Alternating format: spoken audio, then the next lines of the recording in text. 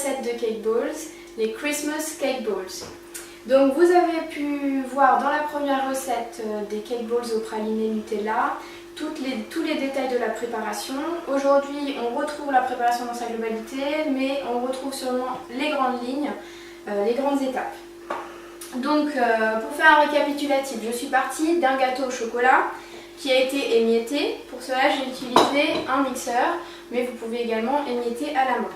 Une fois que vous obtenez ce gâteau au chocolat émietté, vous utilisez de la crème fraîche et d'autres ingrédients pour former une boule de pâte. Aujourd'hui, pour les Christmas cake balls, on ajoute de la crème fraîche et de la crème de marron en proportion égale. Pour commencer, la crème fraîche et aussi donc de la crème de marron. Encore une fois, comme pour la première recette, vous inquiétez pas, toutes les quantités exactes vous seront données à la fin de la recette. Et on mélange pour former une boule de pâte. On essaye de former une préparation homogène. Donc voilà, on a la boule de pâte.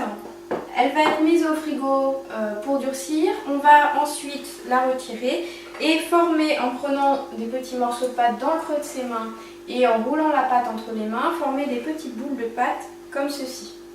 Comme c'est des Christmas cake balls, j'ai préparé, donc ça c'est une petite astuce qui m'avait été donnée par le chef Eric Léoté lors du tournage de l'émission avec Sophie Davant. Donc ce sont des petits raisins secs que j'ai laissé mariner dans du rhum ambré, donc vous pouvez utiliser du rhum Negrita, il faut que ce soit un rhum bien sucré, et ils se sont gonflés de rhum.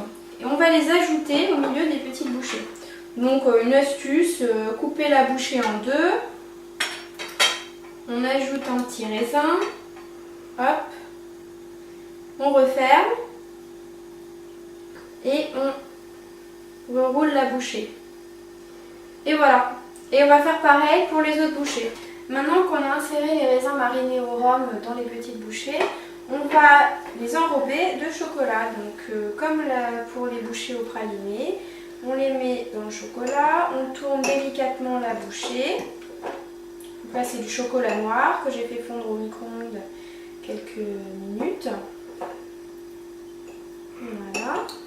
On glisse doucement la fourchette sous la bouchée et on vient la déposer sur un plateau que j'ai préparé avec du papier sulfurisé. Voilà. Si par hasard vos petites bouchées sont trop molles et que vous avez du mal à les enrober de chocolat, parce que vous les écrasez sans le vouloir avec la fourchette, vous les remettez un peu au frais pour qu'elles durcissent.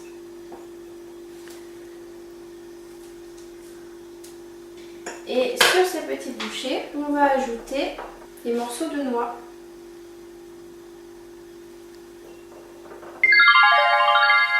Une fois qu'on a mis les bouchées au frais, on obtient des petites bouchées croquantes au chocolat qui contiennent du gâteau au chocolat, de la crème de marron, un peu de crème fraîche et cette jolie noix sur le dessus.